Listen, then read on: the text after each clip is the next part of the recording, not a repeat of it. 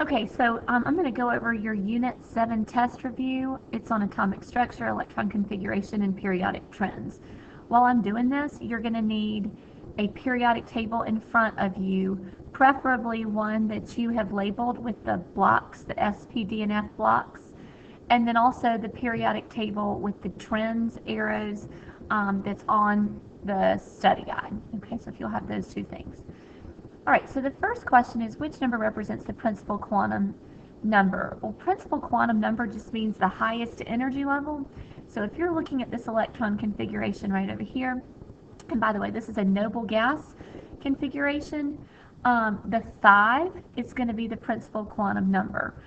It's the highest energy level that's there. Okay, so that's the number there. Okay, going into the next question. Which list shows the correct charges on all the ions? Here is where you would need to know the charges that each group forms on the periodic table.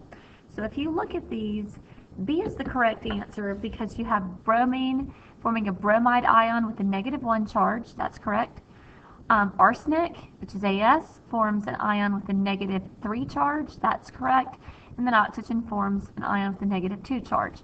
So this is group 17 is -1. Group 16 forms a -2 ion, and group 15 forms a -3 ion. The problem with A is that aluminum should be a +3 charge. Let's see, the problem with C is that nitrogen should be a -3 charge, and the problem with D is that chlorine should be a -1 charge. So that's where you need to know the charges of each group in the periodic table. Okay, next question. Which electron configuration shows an unreactive element? Unreactive means I'm looking at a noble gas. The noble gases are group 18, so they should end in P6, except for helium, which is going to end in 1s2, but you don't have 1s2 up here. So if you just scroll through this and go right to the end and look, P6 is choice G. So that's the answer to question 3. And then question 4 asks you to list the number of valence electrons for each element. So there are two ways, scroll this down, that you can do that. You can either find the highest energy level in the electron configuration and then count the S and P electrons on that highest energy level. So for instance, for G, your highest energy level is 4. And so I have 2 4s electrons, that's 2 electrons, plus I have 4p as well. I have 6 of those, so 2 plus 6 is 8, so I'm going to the highest energy level, S and P. Or if you don't like that, you can find all of these elements on the periodic table, and you can determine how many valence electrons are there based on their group. So G is krypton, it has 8 valence electrons. F is bromine. Bromine's in group 17. It has 7 valence electrons. And E is arsenic. So it has 5 valence electrons. It's in group 15. And then finally H is going to be calcium. So it's going to have 2 valence electrons. So whichever method you want to use to find your valence electrons, just make sure the method you choose, you get the answer correct. Okay, I'm going to pause. Okay, so let's look at the next question. The energy required to remove a valence electron from a neutral atom is called the ionization energy. And if you'll bear with me just a minute.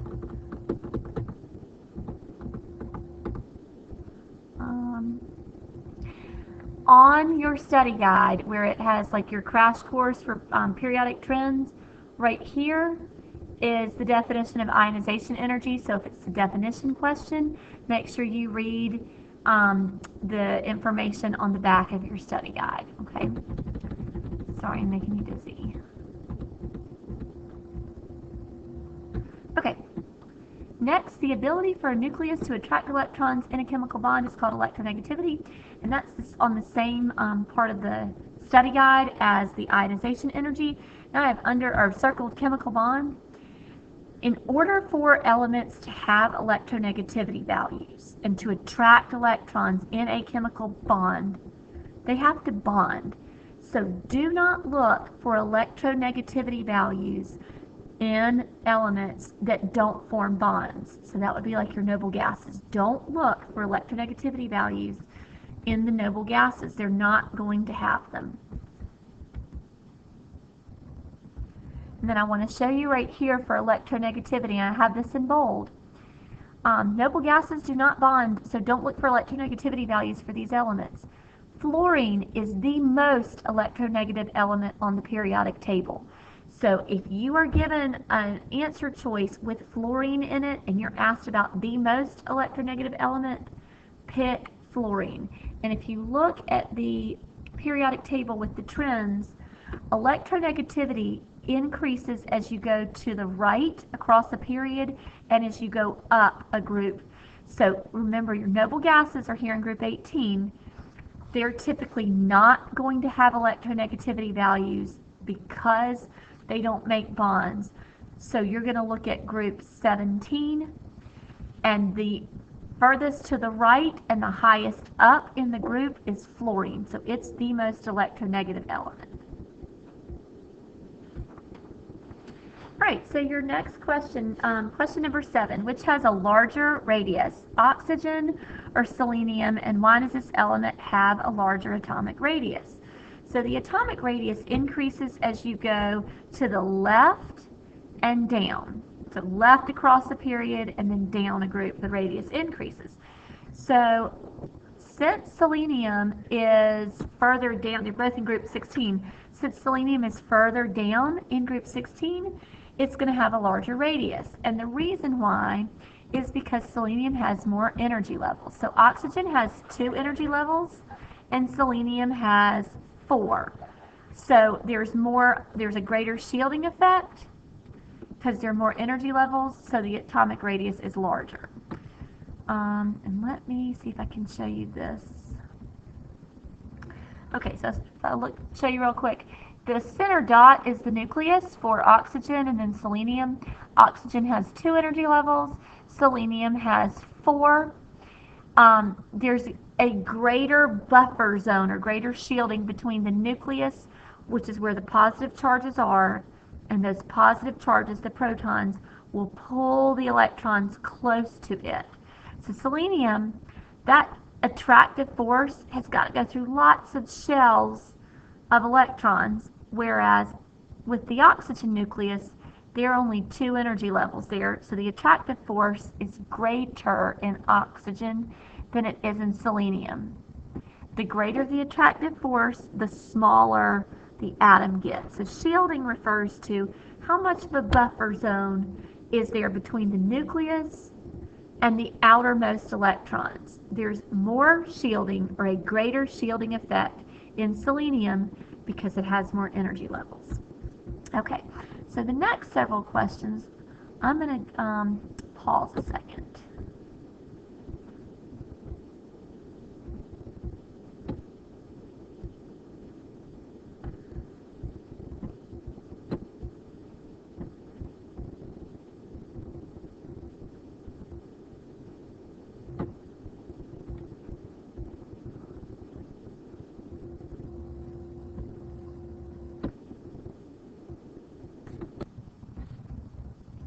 Okay, so let's look at this. So what I've done is I've marked on this periodic table the elements in question. So question 8 has 5 parts. You have argon, chlorine, sulfur, and phosphorus. Which one has the greatest ionization energy? So if I were you, if you get a question like this, I would mark on my periodic table the elements that I'm looking at and then match those elements' positions to the trend arrows. So the greatest ionization energy is going to be furthest to the right and highest in the group. They're all in the same period. So I'm not really looking up and down, I'm looking across. So since argon is farthest to the right, argon will have the greatest ionization energy.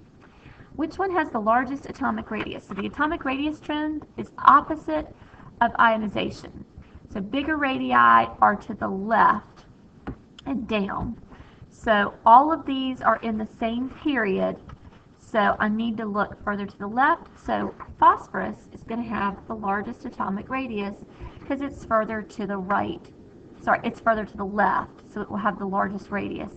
Additionally, the radius is determined by how many protons are in the nucleus. Okay, it's by the nuclear charge. With less or fewer number of protons in the nucleus, the lower the attraction between nucleus and electrons, and the lower the attraction, the larger the atom. Okay, so phosphorus is going to have the largest atomic radius. Smallest ions. Okay, so if we look here, argon's not even going to make any ions because it's a noble gas. Chlorine will make -1 ions. Sulfur will make ions with a -2 charge. And then phosphorus will make ions with a -3 charge. The more electrons that an ion gains, the larger it becomes.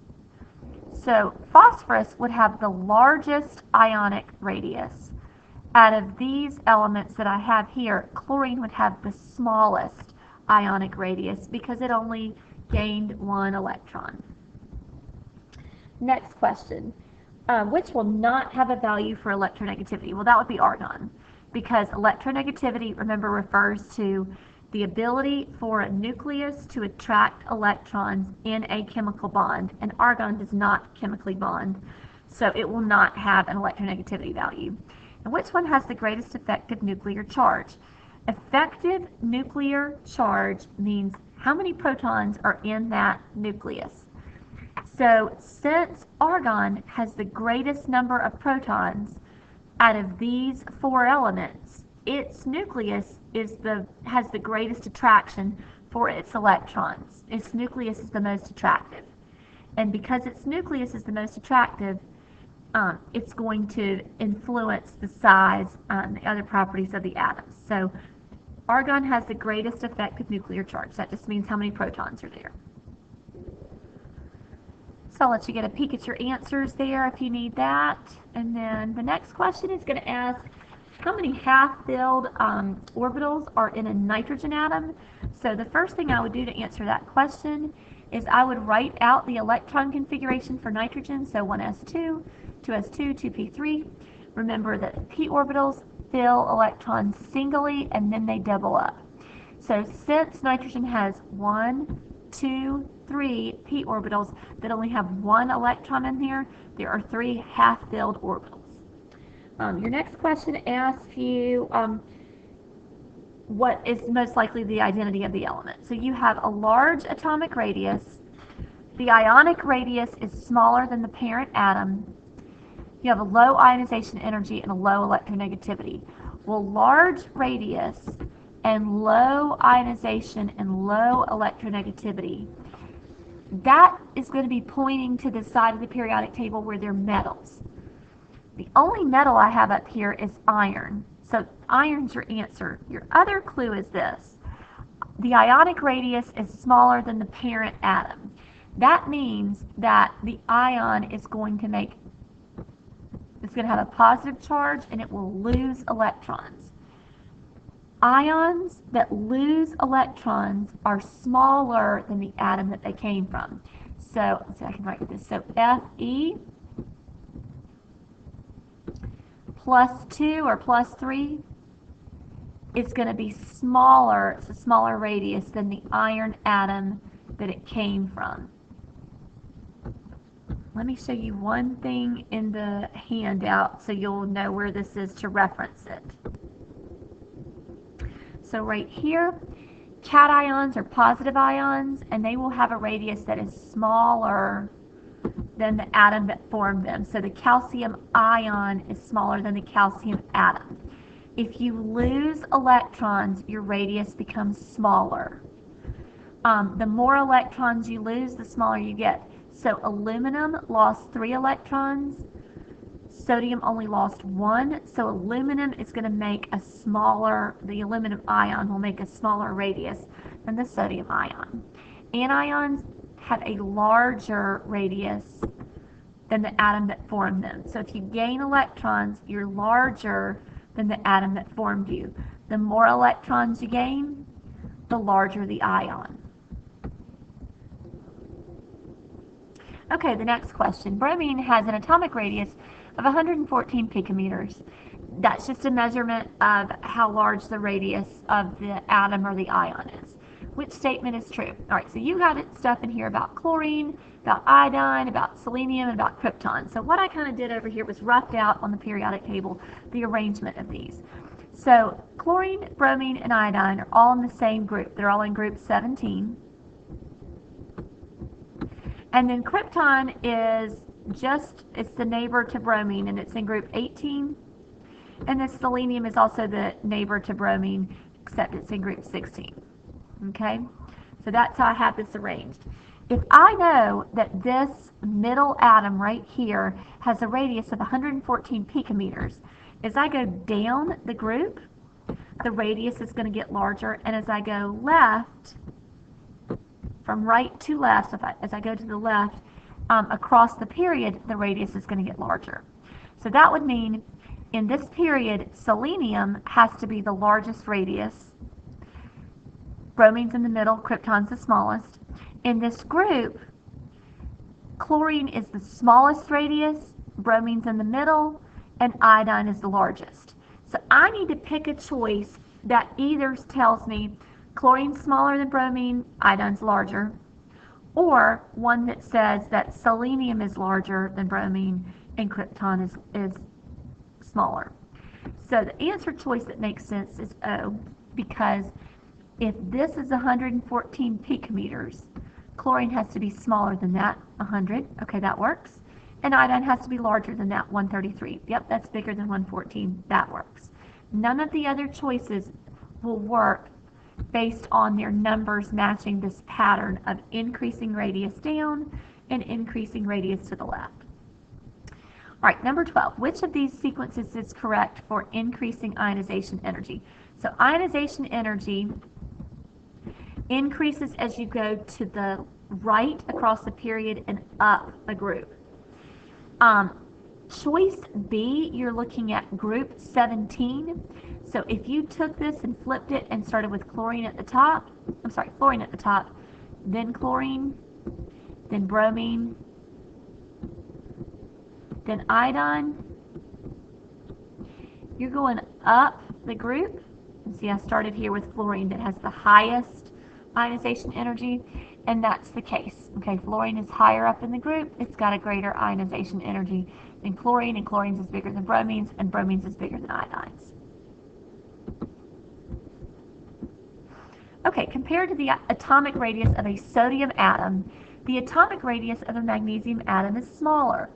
The smaller radius is primarily a result of the magnesium atom having. Okay, so I'll put this here. Sodium and magnesium are in the same period, therefore they have the same number of energy levels, and principal energy levels means energy levels. So T and U that say more and fewer, that's just wrong. Both of these atoms have 3 energy levels. So I need to look at the difference between these atoms. Magnesium's smaller, sodium is larger. I need to look at it in terms of the number of protons, their nuclear charge. Magnesium has more protons.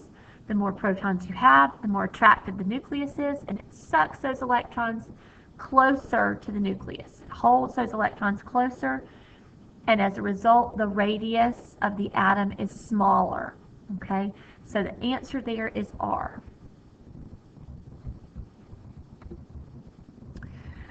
Question 14 is a lot like the previous one that we looked at. So now if you have magnesium and you're looking at the beryllium and the calcium ions, these are in the same group. They're in group 2. So as you go down the group, the ions should get larger. They're all losing 2 electrons, so that doesn't have anything to do with size. So I'm told magnesium has the magnesium ion has a radius of 65 picometers. So calcium has to be larger than that. Beryllium has to be smaller than that. Okay, because I'm going down the group. So beryllium has to be smaller than 65 picometers. And if I look at choice B, I don't even need to look further. Beryllium is the only one, or B is the only one that has beryllium at a radius smaller than 65. And then calcium is larger than 65. So V is your answer. Okay, next question, and we did this one in class. Figure A represents a parent atom, and B is the ion formed from the same parent atom. Which of the following is the most likely identity of the element? So this is the atom, this is the ion. The ion is bigger. When the ion becomes larger, it means electrons had to be gained. Argon is not going to make an ion. Aluminum will lose 3 electrons, so it'll become really small. And calcium is going to lose 2 electrons, so it'll become smaller. Phosphorus, on the other hand, is going to gain 3 electrons. So if you gain electrons, your radius becomes larger. So if A is the parent atom, phosphorus, then B must be the ion phosphide with a -3 charge. So this is most likely phosphorus.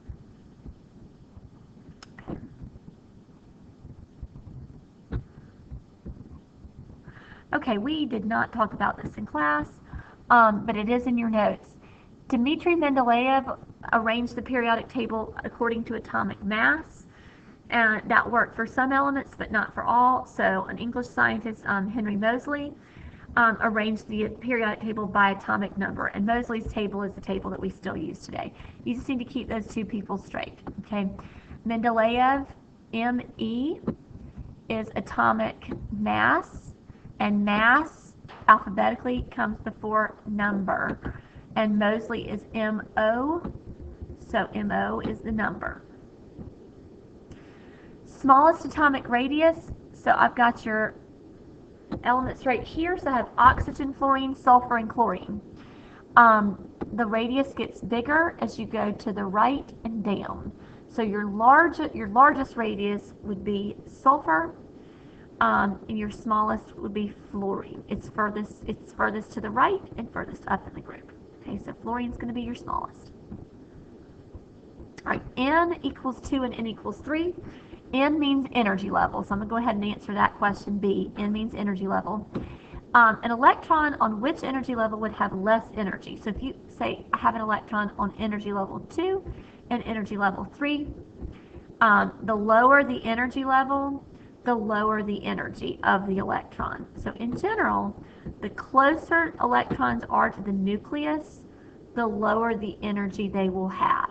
So if I have an electron at energy level 5 and an electron at energy level 1 will have much lower energy. Level 5 will have a much higher energy. Okay, for these, 19, 20, and 21, this is just writing electron configuration. So you have to know standard, orbital, and noble gas configuration. Standard is just with the numbers and the letters. So gallium ends at 4p1. So you're going to start this thing at 1s2 and go all the way through to gallium. The valence electrons are the highest energy levels, S's and P's. So the highest energy level is 4. S and P would be right here. So gallium has 3 valence electrons. You can also find gallium on the periodic table, which is Ga. It's in group 13, so it'll have 3 valence electrons. Yttrium, it's going to end in 4d1, and you have to draw the orbital configuration. Okay, points of interest to you. S has 1 orbital type it can make. P has 3 orbital types it can make. D has 5 orbital types that it can make. Even though yttrium ends at 4d1, you still have to draw out all 1, 2, 3, 4, 5, all 5 orbitals for that D sublevel. Okay, only one of those orbitals will have 1 electron on it, but you still have to draw it all out. Other thing, point of note, is notice how when you go to the D block is 1 energy level behind the period. So yttrium is really in the 5th period, but because it ends in the D block, it's going to end in 4D, not 5D. Don't mess that up. Noble gas configuration for indium. This is indium's standard electron configuration. I don't want to write all of that. To 4p6, so from the beginning to 4p6, that's krypton's configuration. So if I put krypton in a bracket and then anything that did not get included in that bracket, that is what gets written outside of the bracket. Okay, so when you're doing noble gas configuration, find the noble gas in the period above your element. Okay, so this was in the 5th period, so find the noble gas that ends the 4th period, which is krypton, and then fill in the leftover part. Okay, for 22A and B, you're just looking for each element and knowing what group it is in, and then how many valence electrons are there. So arsenic is in group 15, so it's got 5 valence electrons. Aluminum is in group 13, it'll have 3 valence electrons. For 23, make sure you know how not to violate an electron configuration rule. So right here, 2 things are wrong. 3D should be 1, 2. Attention faculty and staff. Okay, sorry.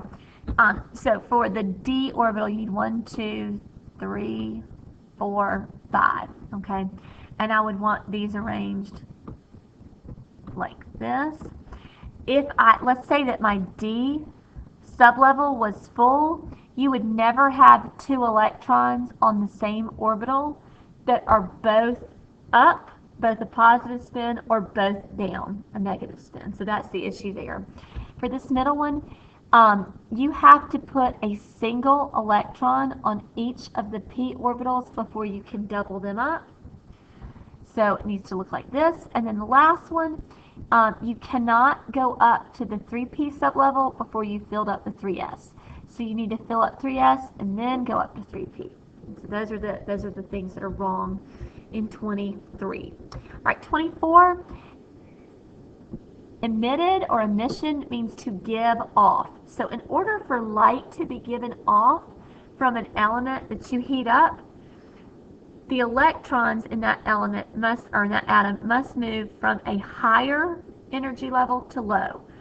They have to go high energy level, and then when they fall to the low energy level, they release energy, and you see that released energy sometimes in the form of visible light. Okay, so emission, I'm giving off energy when I go from a high energy level to a low energy level. Or you could say I'm going from the excited state and I'm going back to ground. High state to low state. All right, 25. You need to know this picture. You need to know orbital shapes and the corresponding orbitals. So if you have a sphere, that's an s orbital. A dumbbell or a peanut, so a peanut is bigger on the ends and smaller in the middle, that's a p orbital. D orbital can either look like this cloverleaf design, or it can look like a ring pop, like a pacifier. Okay, so which type of atomic orbital contains the outermost electron in a calcium atom? Calcium ends at 4s2, so calcium's outermost electron would end in an s orbital. Bromine ends in 4p5, so it would end in a p orbital. Zinc is a trick. Zinc ends in 3d10, but its outermost electron is actually in this 4s, so it's going to end in an s orbital. Okay. Ground state means ground is low, so it means the electron is in the lowest possible energy state. Rutherford's gold foil experiment, make sure you know that supported the idea that most of the atom was empty space, but that a small, dense, so small in area, but dense in terms of matter in there, region of the atom was made of positive charge. So the nucleus is a small, dense region. Okay, so here's a wave. Here's a wave with the longer wavelength. As the wavelength is longer, it means that the frequency is lower and the energy is lower. Remember, L, longer wavelength, lower energy, longer frequency, or decreased frequency. Make sure you know this. Okay, coming to the home stretch here. So for 29, when you're dealing with a mass spectrum graph, the x-axis is the mass number. It is not the atomic number. So do not look at your periodic table and find element 24. Find the element with an average atomic mass that is closest to 24, and that would be magnesium. Boron has two isotopes, boron 10 and boron 11. The average mass of boron is 10.81, so you want to know which one has the most abundant isotope, and that would be boron 11, because the average mass is closest to the mass number of boron 11. Okay, so it's the most abundant isotope. And then the last one, we talked about this in class today. So do not use 1, 2, and 3. That's just to show you there are 3 isotopes. So to figure out the average atomic mass, you want to take the mass of an isotope times its percent abundance, but you want to get it out of percent. So you're going to divide by 100, move your decimal 2 places to the left. So I'll do 53 times 0.4. Then I'll do 56.6 times 0.35, and then 58.90 times 0.25. Okay, you'll multiply each of those, so I'll do the mass times the relative abundance and get an answer. Mass times relative abundance, get an answer. And then last one, obviously. And then you'll take all of those relative masses and add them up, and then you'll get your average atomic mass. Okay, so that's it for this. I would recommend definitely do your KIA. That closes tonight at 11:59 p.m. I would study the study guide and make sure you bring with you your periodic table. Look at the periodic table with the blocks, SPD and F blocks for electron configuration. And I would definitely have read over the trends notes that are printed out for you, and then understand the direction of these arrows. Y'all don't have to do metallic character. You have to do ionization energy, electronegativity, and atomic radius. Okay, so if you have any questions, email me, and I will see you tomorrow.